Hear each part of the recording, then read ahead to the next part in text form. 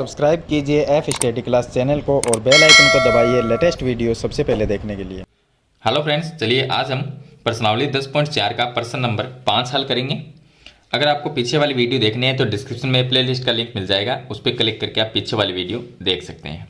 तो चलिए हम प्रश्न नंबर 5 को हल करते हैं। तो आप वीडियो को लाइक कर दीजिए और चैनल को सब्सक्राइब कर लीजिए। तो यहाँ पर लिखा है कि एक पार्क में बने 5 मीटर त्रिज्या वाले वृत्त पर, अब एक वृत्त बना हुआ है जिसकी त्रिज्या 5 मीटर है, उसके ऊपर खड़ी 3 लड़कियां, एक का नाम है रेशमा, सलमा और मनदीप, खेल रही है।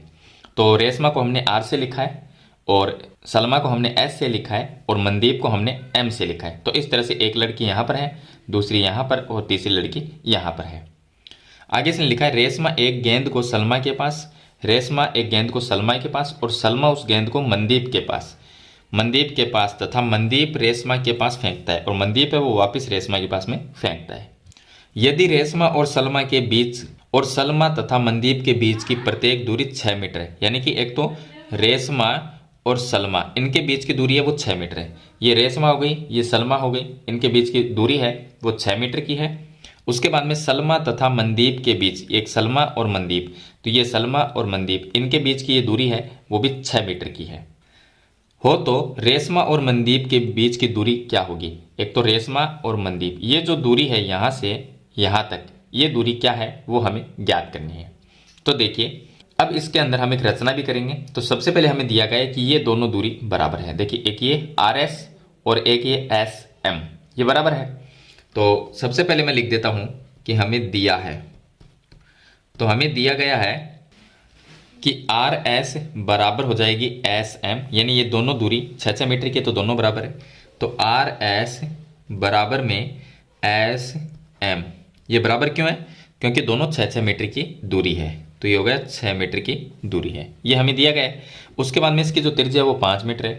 तो इसमें सिद्ध करना है, वो मैं लिख देता हूँ। सिद्ध हमें करना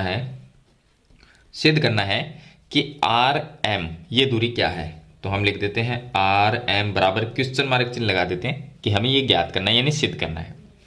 उसके बाद में वैसे तो यहाँ पर सिद्ध नहीं, हमें ज्ञात करना है, तो मैं यहाँ पर लिखता हूँ ज्ञात करना है। हमें ज्ञात करना है आर एम बराबर ये। चलिए अब हमें रचना में एक रचना करेंगे इसके अंदर छोटी सी। तो रचना में हम क्या लिखेंगे कि ओ केंद्र जो है, ये वृत्त का केंद्र, इसको हम आर से मिलाएंगे। तो आर से जब मिला देंगे इसको तो ये क्या होगी? वृत्त की त्रिज्या होगी। ये 5 सेंटीमीटर दी गई है, 5 मीटर दी गई है, तो ये 5 मीटर त्रिज्या वाली वृत्त, तो वृत्त की जो त्रिज्या है वो 5 मीटर की है, तो ये 5 मीटर हो गई। उसके बाद में ओ को हम एस से मिलाएंगे, तो ओ और एस को हम मिला देते हैं इस तरह से, ये मिला देंगे तो ये भी 5 मीटर की होगी क्योंकि ये भी वृत्त की त्रिज्या है, तो दोनों त्रिज्याएं आपस में बराबर है। तो हम लिख सकते हैं ओ आर बराबर ओ एस, ये भी हम लिख सकते हैं। और इसमें हमने रचना की है कि ओ को हमने आर और ओ को हमने एस से मिलाया। तो यहाँ पर लिखेंगे केंद्र ओ को आर व आर से और एस से मिलाया, आर व एस से मिलाया। तो यह हम रचना में लिखेंगे। और एक काम और करना है रचना में, ओ से हम एक लंब डालेंगे। अब देखिए ये आर एस ये क्या है? वृत्त की जीवा है, ये वृत्त की जीवा है, तो इसके ऊपर हम एक लंब डाल देते हैं इस तरह से, ये हम लंब डाल देते हैं।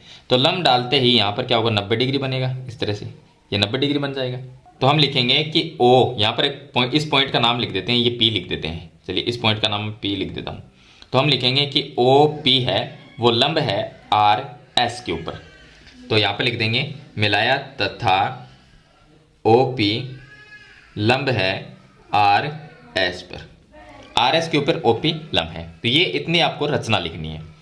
अब इसके उत्पत्ति में देखिए, उत्पत्ति में हम क्या करेंगे, अब ये जो दूरी जो निकालनी है हमें आर एम, ये जो दूरी आर एम निकालनी है, ये कैसे निकली मैं आपको बताता हूँ। आप चित्र से थोड़ा सा समझ जाओगे तो आपको जो क्वेश्चन है वो हल करना आसान हो जाएगा।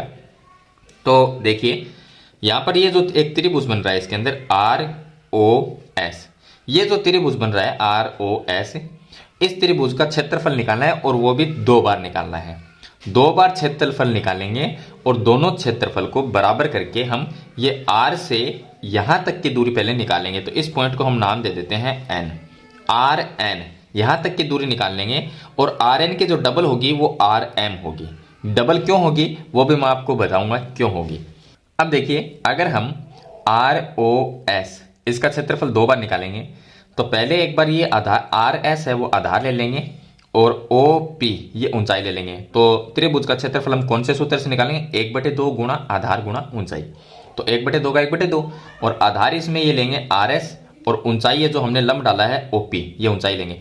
लेकिन जो आर एस आधार है वो हमें पता है कि 6 सेंटीमीटर है, लेकिन जो ओ पी ऊंचाई है वो कितनी है वो नहीं पता। तो ऊंचाई पहले ज्ञात करनी होगी। चलिए, अब ये ऊंचाई है वो ज्ञात करेंगे। तो ये ऊंचाई क्या है? ये लंब है और यहाँ पर 90 डिग्री कोण है। इसका मतलब इधर वाला एक त्रिभुज देखिए, ये जो छोटा सा त्रिभुज है आर ओ पी, ये जो त्रिभुज है इधर वाला, ये त्रिभुज एक समकोण त्रिभुज है क्योंकि इसमें 90 डिग्री कोण है। इसके सामने वाली एक कर्ण है और ये लंब है और नीचे वाली ये आधार है। अब ये आधार कितनी है वो भी मैं आपको बताता हूं। तो देखिए, जब केंद्र से हम ये आर एस जीवा है इस पे लंब डालेंगे तो लंब क्या करेगा? केंद्र से डाला गया लंब जीवा को समद्विभाजित करता है। इसका मतलब ये भाग और ये भाग बराबर हो जाएंगे। अब ये हमने लंब डाल दिया तो एक ये भाग और ये भाग बराबर होगा। तो ये आर एस ये 6 मीटर की है तो आधी आधी हो जाएगी, 3-3 मीटर हो जाएगी। तो ये भी 3 मीटर की होगी और ये भी 3 मीटर की होगी। तो हम क्या करेंगे? ये आधार अब आ गया, अब ये तो 3 मीटर आ गया, ये कर्ण भुजा 5 हो गई, तो ये लंब हम निकाल लेंगे। तो पहले हम इस त्रिभुज में ये लंब निकालते हैं। तो ये त्रिभुज है आर ओ पी, या इसको आर पी ओ लिख सकते हैं जैसे भी। तो हम समकोण त्रिभुज लेंगे तो यहाँ पे लिखेंगे समकोण त्रिभुज ओ पी आर में। अब इस देखिए, ये समकोण त्रिभुज है तो इसमें लंब निकालने के लिए हम पाइथागोरस प्रमेय लगाते हैं। तो पाइथागोरस प्रमेय से क्या होगा? ये भुजा है लंब, लंब कौन सी है? O P. तो हम लिखेंगे ओ पी, ओपी का स्क्वायर मतलब लंब का स्क्वायर बराबर क्या होता है? कर्ण स्क्वायर माइनस आधार स्क्वायर। तो कर्ण भुजा ये 90 डिग्री का कोण है तो इसके सामने वाली कर्ण है। कर्ण कौन सी है? O R. ओ आर है, ये कर्ण है।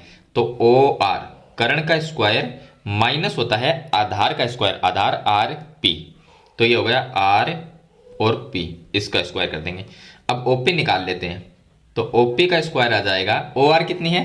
तो ओ आर ये 5 है, 5 का स्क्वायर कर देंगे तो 5 का स्क्वायर आएगा 25 माइनस आर पी ये 3 है और 3 का जब स्क्वायर करेंगे तो ये आ जाएगा 9 और ये आ जाएगा ओ पी स्क्वायर बराबर 25 माइनस 9 करेंगे 16 आ जाएगा। यहाँ से स्क्वायर हटा के इसके ऊपर अंडर रूट लगा देंगे तो ओ पी बराबर आ जाएगा अंडर रूट में 16। तो ओ पी का जो मान है वो आ जाएगा 4 मीटर। तो ओ पी हमने ये ओ पी ये निकाल ली। अब हम इस त्रिभुज का क्षेत्रफल ज्ञात करते हैं। तो यहाँ पर देखिए, चलिए आगे हल यहाँ पर कर लेते हैं इसको। इसका अब क्षेत्रफल निकालेंगे तो आर ओ एस त्रिभुज आर ओ एस का क्षेत्रफल। अब इसका क्षेत्रफल का सूत्र होता है 1/2 गुणा आधार गुणा ऊंचाई। इस सूत्र से निकालेंगे तो इसमें 1/2 का तो 1/2 आ जाएगा, ये आ गया 1/2 गुणा आधार कितना है? आधार आर एस है तो जो आर एस आधार है वो मैं चलिए आर एस लिख देता हूं और गुणा में ऊंचाई क्या होगी? आर ओ एस जो ये त्रिभुज बन रहा है इसकी ऊंचाई, ये लंब जो है वो ऊंचाई है तो ओपी है वो ऊंचाई है ओपी। तो 1/2 का 1/2 गुणा आर एस कितनी है? आर एस 6 सेंटीमीटर है जो कि जीवा है वृत्त की। तो ये आ गया 6 गुणा ओपी कितनी है? ये ओपी है वो हमने अभी ज्ञात की है 4 मीटर। तो यहाँ पर लिख देते हैं 4। अब इसमें इसका भाग देंगे 6 में तो 3 आएगा और 3 को जब गुणा कर देंगे तो 12 आ जाएंगे। तो ये आ जाएगा हमारे पास में 12 मीटर स्क्वायर। ये आ गया इस त्रिभुज का क्षेत्रफल। अब आर ओ एस जो त्रिभुज है इसी त्रिभुज का एक बार फिर से हम क्षेत्रफल ज्ञात करेंगे, लेकिन इसमें थोड़ा सा चेंज ये करेंगे कि पहले हमने आधार ये लिया था और ऊंचाई ओ पी ली थी।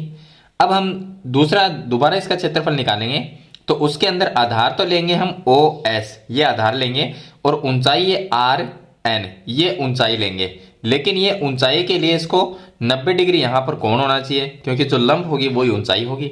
तो ये 90 डिग्री कैसे सिद्ध करेंगे? इसके लिए हम क्या करेंगे, ये जो O है अगर इसको मैं यहां से मिला देता हूं M से तो ये क्या, ये त्रिज्या होगी और OR ये भी त्रिज्या है, ये जीवा है वृत्त की और SM ये भी जीवा है। तो यहां पर ये जो आकृति बन रही है, ये आकृति में आप देखिए, ये आकृति इस तरह से बन रही है, इस तरह से ये आकृति इस तरह की है। तो इसमें देखिए ये केंद्र है और ये पॉइंट R है, ये M है वो यहां पर है और S है वो यहां पर है। तो ये O, ये 5 हो गई और ये 5, ये दोनों त्रिज्याएं हैं वृत्त, क्योंकि ये केंद्र है तो केंद्र से ये त्रिज्याएं हैं। और ये जीवा है 6 और ये जीवा है 6। अब यहां पर ये जो चतुर्भुज आपको दिख रहा है, इसमें आसन भुजाएं हैं। ये भुजा इसके बराबर है तो ये आसन भुजाएं हैं, और ये भुजा इसके बराबर है तो ये भी आसन भुजाएं हैं। इसका मतलब ये एक पतंग हो गई, इसको हम क्या कहेंगे, पतंग कहेंगे।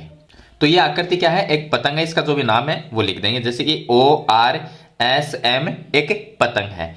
और पतंग में क्या होता है, पतंग का नियम है कि इसके जो विकिरण होते हैं वो एक दूसरे को लंब पर समद्विभाजित करते हैं। यानी कि यहां पर ये जो है वो लंब है इस भुजा के ऊपर, लंब पर समद्विभाजित, यानी कि यहां पर 90 डिग्री का कोण बनेगा। इससे यहां पर ये 90 डिग्री पे एक दूसरे को काटते हैं, यानी समद्विभाजित करते हैं। तो ये पतंग का नियम होता है। तो यहां पर लंब बन गया तो ये ऊंचाई हम काम में ले लेंगे, जो कि ये RN है, ये ऊंचाई आ जाएगी और ये हम इसमें आधार ले लेंगे।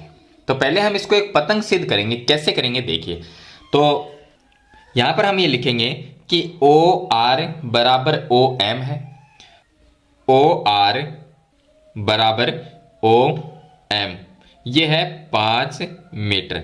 ये देखिए OR OM ये दोनों आपस में, ये भुजा इसके बराबर है क्योंकि ये वृत्त की त्रिज्या है।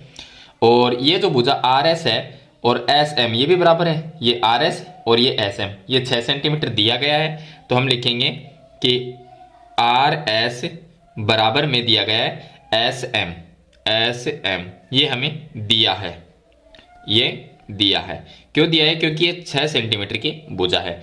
अब देखिए इस आकृति में ORSM, इसके अंदर ये आसन भुजाएं बराबर हो गई तो ORSM ये जो आकृति है वो एक पतंग बन गई, तो इसको हम पतंग कहेंगे। तो यहां पर हम लिखेंगे कि ORSM एक पतंग है, एक पतंगे है। और पतंग का एक नियम होता है कि इसके, मैंने आपको नियम बता दिया कि इसके जो विकिरण है वो लंब पर समद्विभाजित करते हैं। तो यहां पर हम लिख सकते हैं कि पतंग के विकिरण लंब समद्विभाजित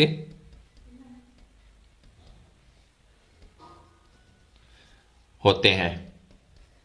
ये इसका हम कारण लिख देंगे कि पतंग के जो विकिरण है वो लंब समद्विभाजित होते हैं, यानी एक दूसरे को लंब पर 90 डिग्री कोण पे काटते हैं। तो ये पतंग का एक नियम होता है। अब हमने इसको पतंग सिद्ध कर दिया, यहां पर देखिए इसको हमने ये सिद्ध कर दिया पतंग है। तो ये जो यहां पर है वो 90 डिग्री का कोण बन जाता है, क्योंकि पतंग का एक विकिरण तो RM है, दूसरा विकिरण OS है, तो यहां पर ये बन गया 90 डिग्री का कोण। चलिए अब हम फिर से जो ROS त्रिभुज है इसका क्षेत्रफल एक बार दोबारा निकालेंगे।